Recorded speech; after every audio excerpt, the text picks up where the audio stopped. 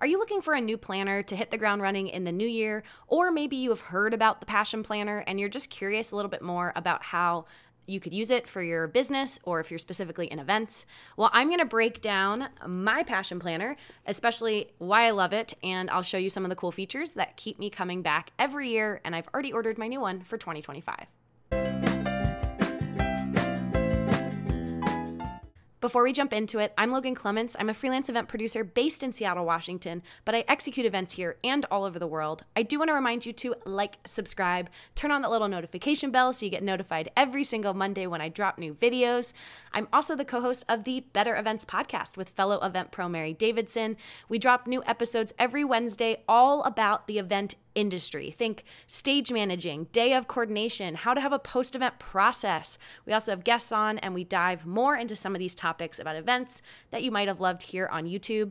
I also do want to plug our Better Events conference that is happening this December 2024. You can see the link to buy some tickets. We're going to have a virtual day and an in-person day, December 18th and 19th. So get your tickets. We hope to see you there live. As an event planner, it is not a surprise that I love a planner. I think I first fell in love with planners back when I was in grade school and gave us your little agenda to keep track of everything in the day.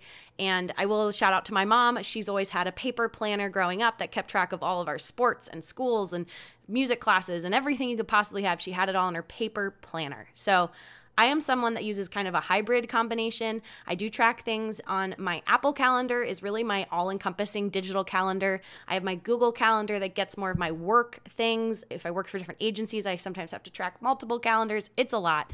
And so to keep me on track, I have my Passion Planner. Now, one of the things that I love about this brand is it is not just a planner to keep you on track with your to-dos and your schedule. It also has some little sneaky moments kind of sprinkled in, some features that help you think big picture, be reflective, and they just have sneaky things that help you feel like you're in control of your day, of your week, of your year in a way that I think other planners don't. So the first thing I want to highlight here is I put my own sticker on this. They send you a sticker every year. You're welcome to. It comes in black. What you're looking at right here, this is the large size next to my head. It is quite large. I'm not going to lie. I accidentally ordered the large last year. I'm normally a medium gal, and then there's a smaller version, even, again, thinking this is the large, there's two sizes smaller. What I've ordered for next year is a small. Now, the Passion Planner, it does also, I get it always in black, but you can get all different fun colors.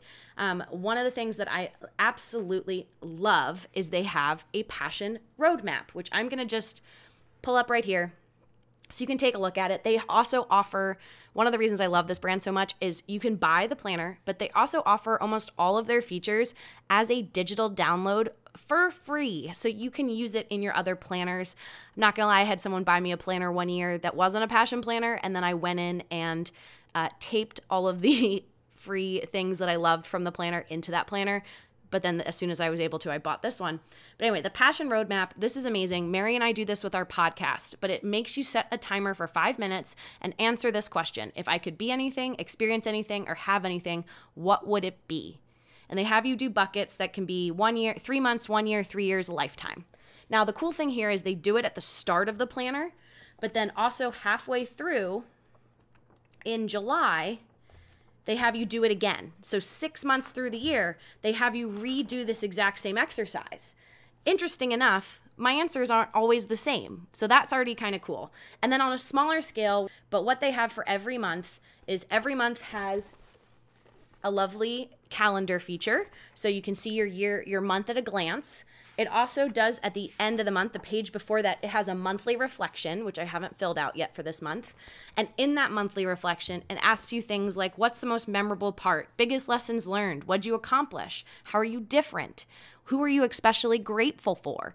What are 3 things you can improve in the coming months? So these are just things I think it always just shakes me out of my, routine, makes me think. I do this as a part of my CEO days that I've talked about here on my YouTube channel, but it's just so nice to capture it. And then I get to go back and look and see, how I've actually evolved. Because again, sometimes you ask yourself, you're like, did I learn anything this year? You're like, not really. Well, I have written down stuff for what I learned.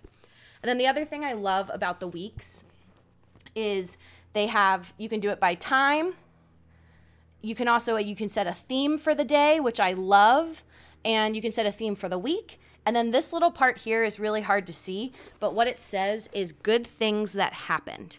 And then the cool part is it's always in that same spot. So if you flip through, I have highlights in that little box from every week of good things that have happened. So I can go back to February, which who remembers what they did in February? But I can say that I had a good hang at the dog yard bar with my friends. And the dog yard bar is a place where you can take your dogs and have a drink. It's lovely in Seattle, but I wouldn't maybe remember that now, but I have that to jog my memory. So I love that for it. Another way that I kind of track things is I now track my to-dos, and sorry if you're overwhelmed by colors, but I track my to-do. I draw a line every week right across, and I track my to-dos for the day, and then I track my schedule below it. Some people use this all for scheduling. I found that I needed to limit how much space I can put my to-dos, or else I will make my to-do list too long. So by limiting it to only that many, that makes it a reasonable number of tasks I can do each week, each day.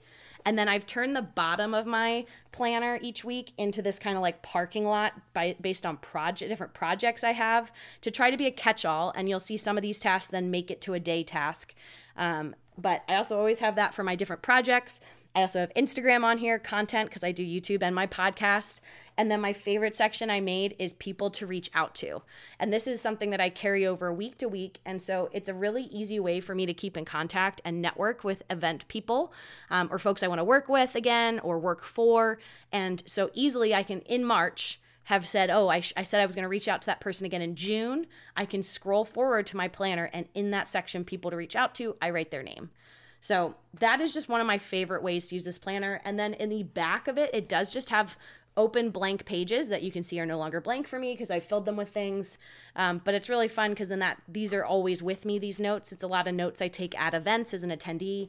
And then in the end, I have my lovely YouTube video tracker so I can see kind of what my annual content looks like. And then I'm a big reader, so I actually track all the books I read here in the back of it. So Passion Planner, I just think it's really amazing because it captures a lot of what I need. And like I said, it just always loops intention into your to-dos. And so I just feel like I get the warm fuzzies looking at my planner. I have never had more people stop me at the airport or a flight attendant as they walk by, stop and go, oh my gosh, I love your planner. It just makes me happy. You can see I like to use different fun colors. No, it's not really color coded, but I just like colors because it makes me happy.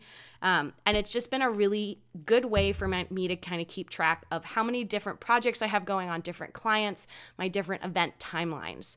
So this is a Passion Planner. They are amazing. Highly recommend. They also have a lovely charitable arm where when you buy a planner, they then donate a planner to someone in need. And that's just, again, who doesn't love feeling good about their planner? So if you were someone who was curious, I hope I convinced you to maybe give it a try for your next planner. I do want to thank you for watching, and I'll see you in my next video. Bye.